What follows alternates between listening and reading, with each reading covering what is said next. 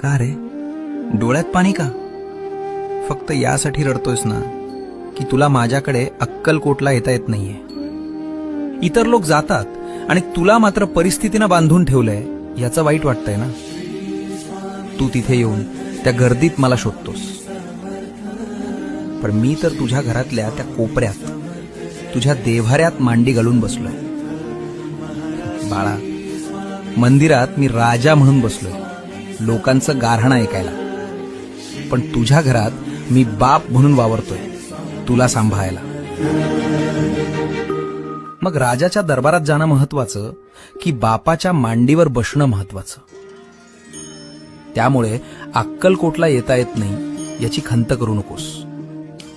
आत्ता याच क्षणी डोळे मिट आणि बघ, मी तुझ्या समोर उभा नाहीये, तर मी तुझ्या आत बसलोय.